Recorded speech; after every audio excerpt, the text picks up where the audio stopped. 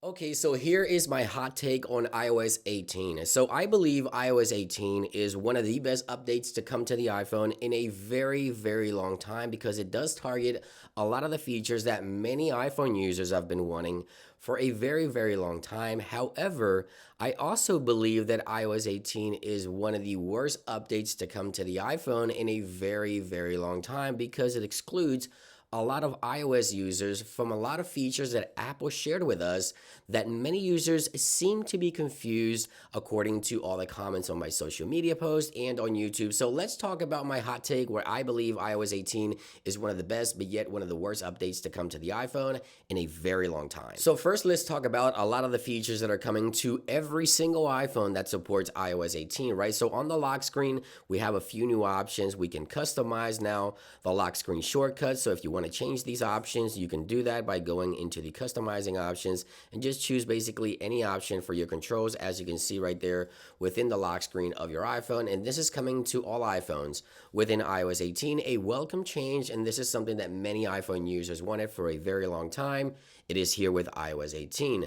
The fact that we can now customize the home screen icons, we now have this new option to customize here. We have light mode icons, we have dark mode icons, we have the automatic transition based on time of day, we have the tinted option where you can change the color to whatever you wish, and we even have the ability to make them larger or smaller and remove those labels from the bottom, which is again something that many iPhone users have been wanting, and it's a welcome change that's coming to all iPhones with iOS 18. And now you can also lock applications with Face ID, something that many users have been wanting for so long. And you can now press here, lock with Face ID or Touch ID, and even hide applications from the view, as you can see right here within iOS 18. Again, another awesome feature that's coming to every single iPhone with iOS 18, and it targets a lot of these features that many iPhone users have been wanting, including Control Center, the ability to fully customize your control center. There's a new page view, right? So you can make it as simple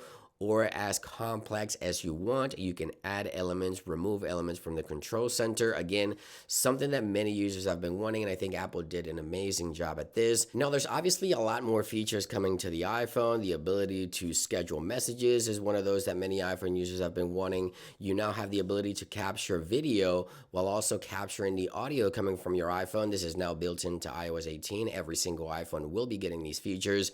However, now I want to talk about the features that won't be coming to the iPhone, and the reason I believe iOS 18 will also be one of the worst updates for many users once it is released, because many users will find out that all these features that I'm going to mention next only work on the iPhone 15 Pro or newer, the iPhone 15 Pro or iPhone 16 or newer. So just keep that in mind. And I think Apple did not do a good job explaining to users that a lot of these features won't be coming to all iPhones, but rather only for the new iPhones. Okay, so what are some of the features that Apple will be bringing only to the newer iPhones? And this is what makes iOS 18, in my opinion, one of the worst updates because it is very confusing for a lot of users. And let me try to do my best here to explain. So with iOS 18.1 in October of 2024, Apple will most likely launch Apple Intelligence. Now, Apple Intelligence is the new Apple AI features that are coming to the iPhone. However, many iPhone users, according to a lot of the comments on my YouTube videos and on social media posts, believe that a lot of these Apple Intelligent features will be available with iOS 18 and they should be coming to most iPhones, and that's simply not the case. iOS 18 are the features that I talked about at the beginning of this video, some of the highlighted features. Obviously, there's a lot more.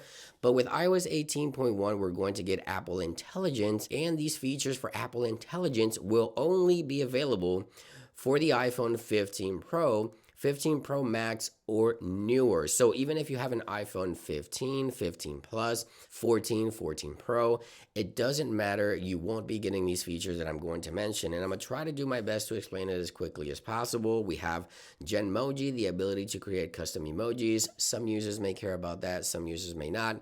But not everyone is going to get this. Again, only the new iPhone 15 Pro or newer with 18.1.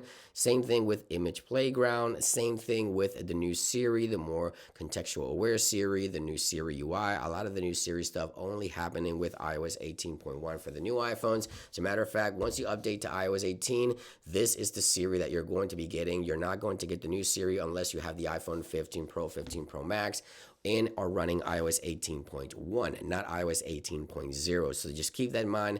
There's two different versions. 18.0 set to be released in September, 18.1 set to be released in October with the new Siri. Now, there's also a bunch of other things like writing tools that we're getting. There's also obviously the call recording. I know a lot of users wanted the call recording. That's not happening, only for the newer iPhones. Reduce interruption focus. So if we go into the focus mode options here, we get the reduce interruptions. This is only for the newer iPhones as well. I mean, the list goes on, and this is why I believe that many users will be disappointed, and why I believe iOS 18 rather is a good or a bad update. This makes it the best and worst update in history because there's just so many awesome features that are only coming to the iPhone 15 Pro and 15 Pro Max.